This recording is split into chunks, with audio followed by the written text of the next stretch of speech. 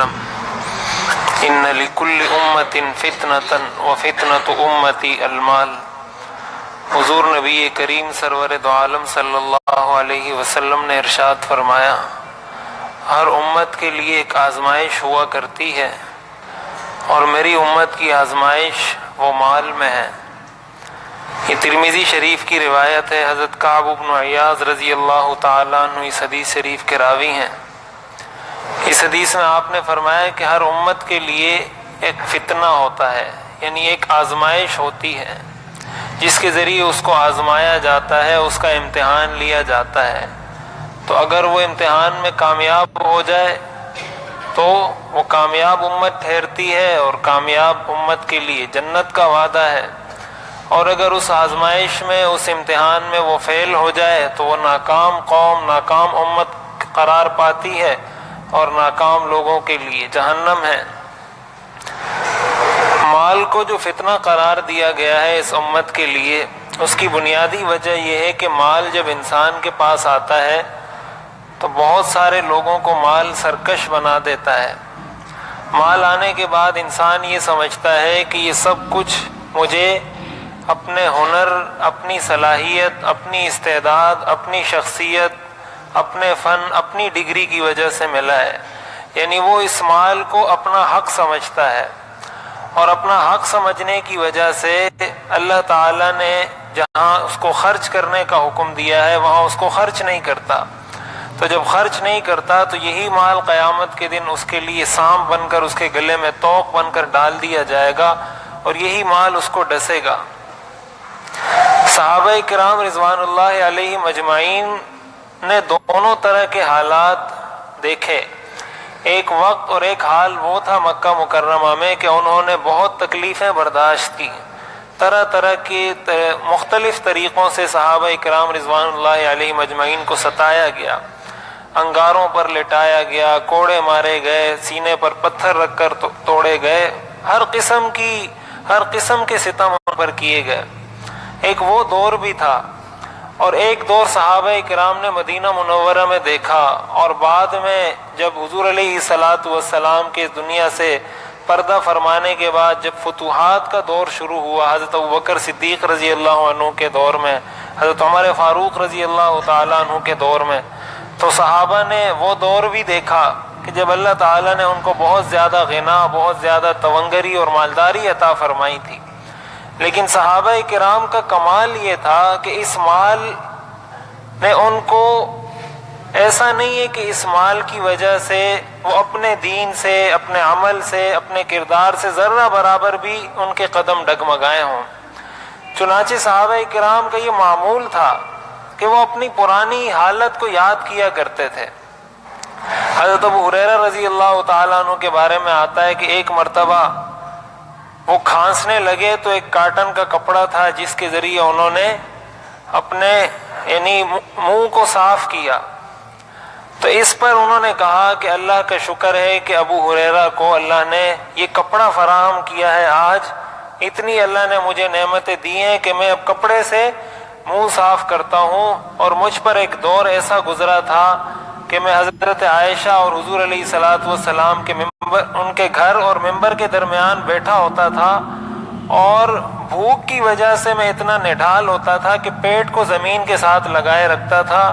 لوگ آتے تھے، گزرتے تھے، تو ہر ایک آگے میری گردن پہ پاؤں رکھتا تھا کہ شاید اس کو جن نے قابو کر لیا ہے یا اس پر مرگی کا دورہ پڑ گیا ہے۔ حالانکہ مجھے بھوک ستا رہی ہوتی تھی، کافی دنوں سے مجھے کھانے کو نہیں ملتا تھا، اور آج یہ دور ہے کہ ابو ہریرہ کاٹن کے کپڑے سے منہ صاف کرتا ہے۔ حضرت عبد الرحمن ابن عوف رضی اللہ تعالیٰ عنہ بہت مالدار صحابہ میں ان کا شمار ہوتا ہے۔ ان کے بارے میں آتا ہے کہ جب ان کے سامنے ایک کھانا لایا گیا ایک مرتبہ، تو انہوں نے کہا کہ مجھ سے پہلے حضرت مصعب بن عمیر کو شہید کر دیا گیا اسی دور میں جب تنگ دستی کا دور تھا، اور انہوں نے یہ کھانا نہیں دیکھا، حالانکہ وہ مجھ سے بہتر تھے۔ حضرت حمزہ کو شہید کر دیا گیا اسی تنگ دستی کی حالت میں، حالانکہ انہوں نے یہ سب کچھ نہیں دیکھا، وہ مجھ سے بہتر تھے۔ تو انہوں نے روایات میں آتا ہے کہ وہ کھانا ہی نہیں کھایا، کہ جب وہ اس دنیا سے اس حال میں چلے گئے تو صحابہ کے بارے میں آتا ہے کہ وہ قرآن کریم کی یہ جو آیت ہے نا اذھبتم طیباتکم فی حیاتکم الدنیا، صحابہ اس بات سے ڈرا کرتے تھے کہیں ایسا تو نہیں کہ ہماری نیکیوں کا بدلہ ہمیں دنیا میں ہی دیا جا رہا ہے،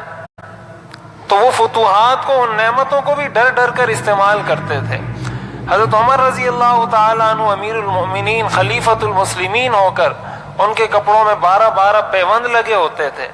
تو کیا حضرت عمر رضی اللہ تعالیٰ عنہ اچھا لباس استعمال نہیں کر سکتے تھے، اچھا کھانا نہیں کھا سکتے تھے، اپنے لیے عیش و عشرت اختیار نہیں کر سکتے تھے؟ یہ وہ فرق ہے ہم میں اور صحابہ میں کہ صحابہ کو اللہ تعالیٰ نے بہت مال دیا، ہر قسم کی فراوانی، ہر قسم کی فتوحات دیں، لیکن اس مال کی آزمائش میں وہ پورے طور پر کامیاب ٹھہرے۔ ہمارے پاس جب مال آتا ہے تو مسئلہ یہ ہوتا ہے کہ ہم اپنی اوقات سے باہر ہو جاتے ہیں، ہم پھر یہ سمجھتے ہیں کہ شاید اس میں میرا سارا کمال ہے، ہم اپنا پرانا وقت اس کو بھول جاتے ہیں کہ ایک وقت مجھ پر یا میرے والدین پر یا میرے آباء و اجداد پر ایسا بھی گزرا ہے کہ ہمارے پاس کھانے کے لیے نہیں ہوتا تھا، اس وقت کو ہم بھلا دیتے ہیں، یہ وقت ہمیں یاد رہتا ہے، نتیجہ یہ ہوتا ہے کہ یہ مال انسان کو سرکش بنا دیتا ہے۔ اس لیے حضور علیہ الصلوۃ والسلام نے فرمایا کہ یہ مال فتنہ ہے، یہ آزمائش ہے۔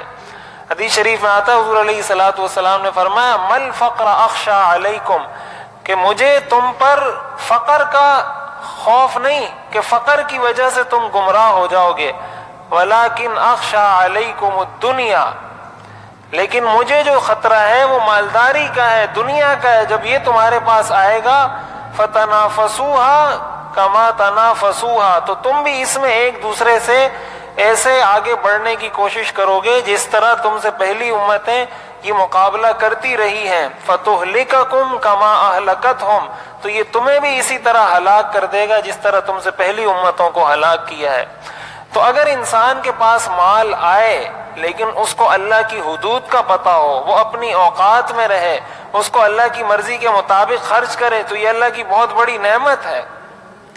لیکن اسی مال کو اگر وہ اللہ کی رضا کے مطابق استعمال نہیں کرتا تو یہ اس کے لیے بہت بڑا فتنہ ہے۔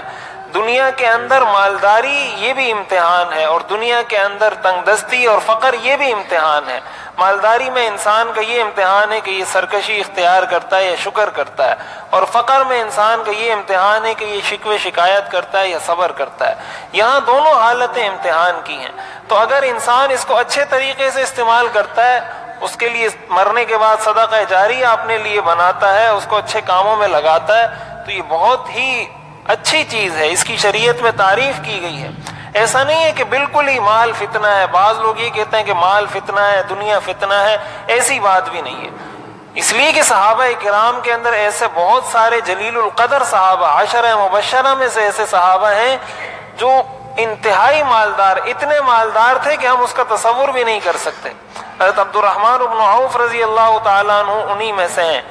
چنانچہ کئی صحابہ ایسے ہیں کہ جب ان کا وصال ہوا تو لاکھوں دینار انہوں نے اپنے میراث میں چھوڑے ہیں۔